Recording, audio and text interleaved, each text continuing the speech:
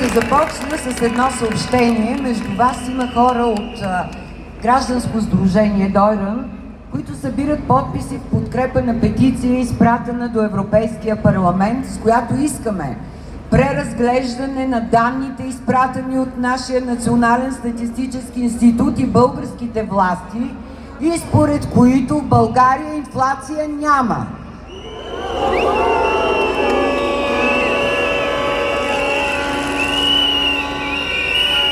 Искаме също така Европейския парламент да задължи Европейската комисия и Европейската централна банка да проверят дали България е изпълнила задълженията си да овладее корупцията и прането на пари, каквито тя пое през 2020 година.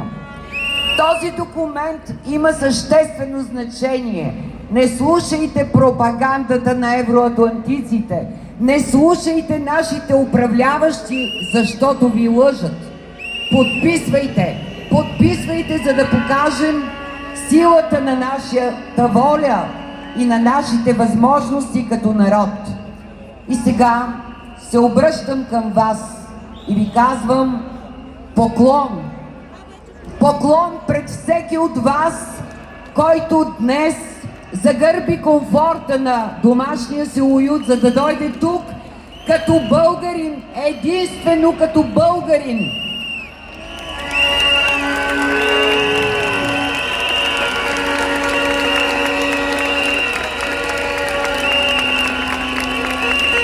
Защото само след няколко дни тези страхливци от своите кожени кресла ще продадат нашия суверенитет и нашата държавност. Банкнотите ни ще бъдат нарязани, монетите ще бъдат претопени, машините, които печатат българския лев, ще бъдат унищожени. Искаме ли това?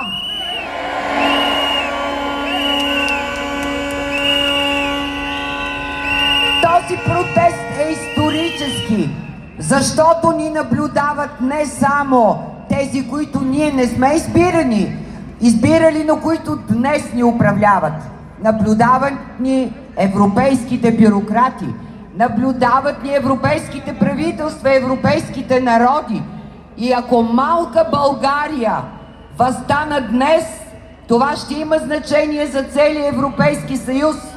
Българският народ се изправи! Българският дух е жив! И ще завърша с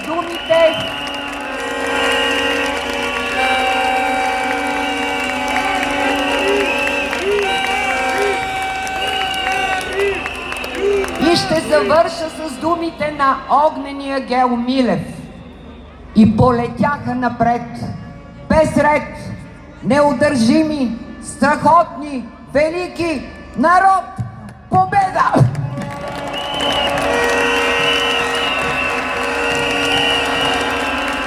Победа! Победа! Победа! Победа!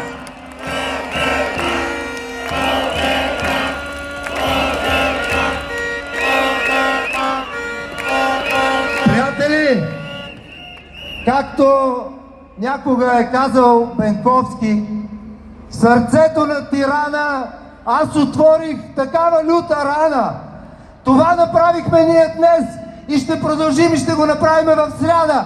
И евро в България няма да има, вече съм сигурен. Виждам ви, знам, че няма да има. Няма да има. Нашето дело е право. Нашето дело е право и победата ще бъде за нас. Тя ни принадлежи.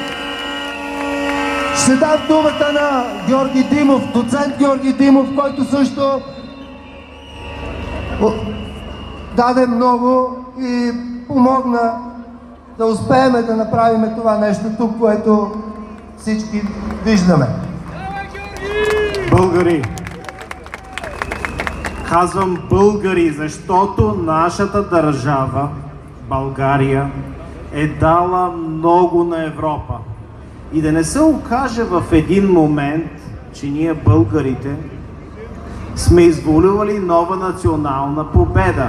Да не се окаже, че с тази битка ние сме победили след 100 години.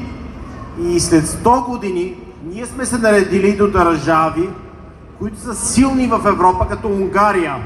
И се бориме за нашата национална идентичност, суверенитет.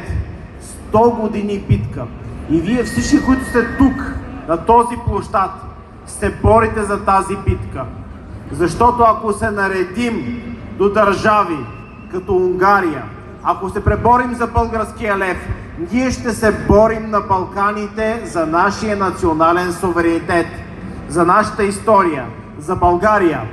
Тук сме най-будните българи, най-силните българи, тези, на които им пука за нашата история, за нашата култура, за всичко, което сме дали на света. И ако не се преборим в тази битка, значи не сме българи. Не позволявайте да ви обиждат.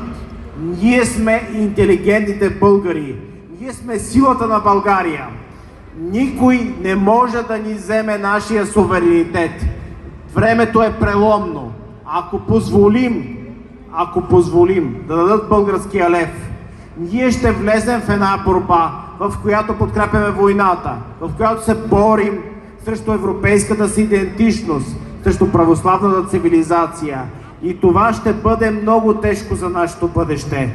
Българи, бъдете силни, не се притеснявайте, борете се, бъдете единни. Да живее България, да живее българския народ и нека покажем, че ние в Европа сме редом до Унгария като силна държава, която уважава и Щатите, и Руската федерация, и Китай. Ние сме центъра на Балканите. Нито Турция, нито Сърбия могат да ни го вземат. Ние сме центъра на Българите. Ние сме най-силната държава.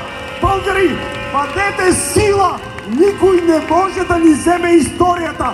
Борете се, бъдете смели и да не ви пука, защото от това зависи нашето бъдеще и бъдещето на нашите внуци. Иначе ще умрем и ще станем територия, ще ни подчинят и ще изчезнем като народ.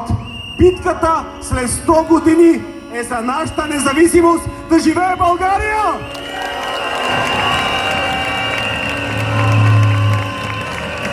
Приятели,